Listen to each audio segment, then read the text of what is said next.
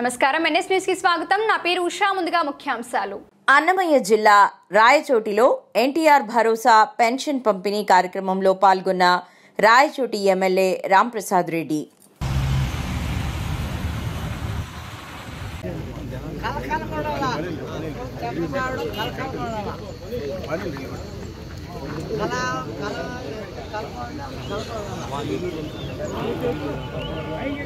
మళ్ళీ పైకి ఎక్కినా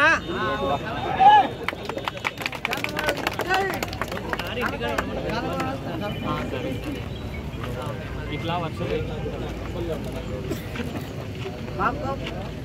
పల్లె చీను వాళ్ళు చీను కూడా పెద్ద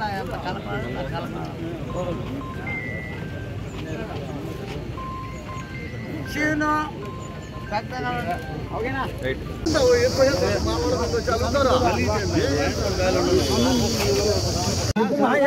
చంద్రబాబు నాయుడు ఆయనకు ఆశీర్వదించాలా చంద్రబాబు నాయుడు ఆశీర్వదించాలా చంద్రబాబు నాయుడు కెమెరా తిన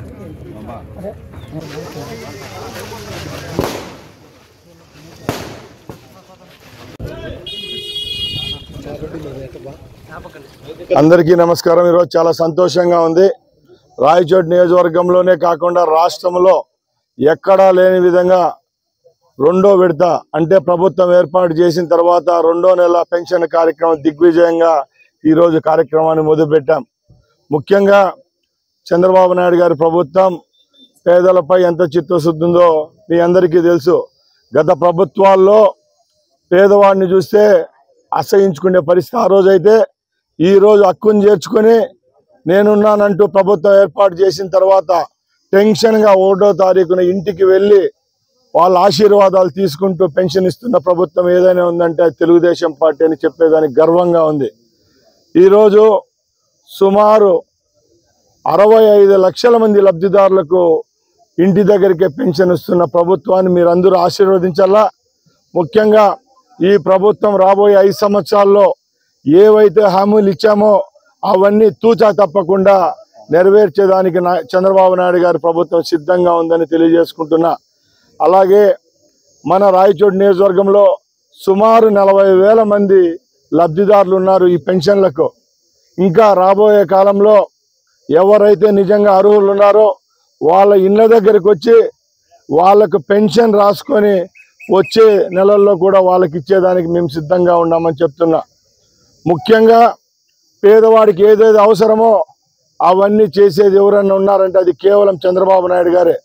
రాష్ట్రాన్ని ఆ రోజు దివాలా తీయించిన ముఖ్యమంత్రి జగన్మోహన్ రెడ్డి అయితే ఈరోజు రాష్ట్రాన్ని సంక్షేమ పదంలో నడిపించే శక్తి యుక్తున్న నాయకుడు చంద్రబాబు నాయుడు గారు. మేము ఏవైతే హామీలు ఇచ్చామో అవన్నీ ఒక్కొక్కటిగా నెరవేరుస్తూ వస్తున్నాం. ముఖ్యంగా పెన్షన్ పథకం అయితేనే ఎవరైతే లబ్ధిదారులు ఉన్నారో వాళ్ళందరికీ ఒక్కటి కూడా మిస్ కాకుండా ఇస్తున్నాం. అలాగే రేపు 15వ తారీఖున రాష్ట్రంలో లక్షలాది మంది పేదవాళ్ళకు కడుపు నింపే పథకం అన్నా క్యాంటీన్ మరొక్కసారి ప్రారంభించేదానికి ప్రభుత్వం కంకణం కట్టుకునింది. రాబోయే కాలంలో ముఖ్యంగా మహిళలకు సంబంధించి సంవత్సరానికి 3 సిలిండర్లు అయితేనే, ఉచిత ప్రయాణం మహిళలకైతేనే, ఇవన్నీ ఒక్కొక్కటిగా ఈ రాష్ట్ర ప్రభుత్వానికి అందించేదానికి మేము సిద్ధంగా ఉన్నాం. ముఖ్యంగా మీ ఆశీర్వాదం మాకు కావాలా. రాబోయే 5 సంవత్సరాల్లో మన రాష్ట్రాన్ని సువర్ణ రాష్ట్రంగా చేసుకునేదానికి పెద్దలు నారా చంద్రబాబు నాయుడు గారు అలాగే మా యువ నాయకులు లోకేష్ గారి నాయకత్వంలో ఈ రాష్ట్ర కేబినెట్ అంతా పనిచేస్తుందని మీ అందరి ముందు తెలియజేసుకుంటూ సెలవు తీసుకుంటున్నా. జై హింద్, జై తెలంగాణ.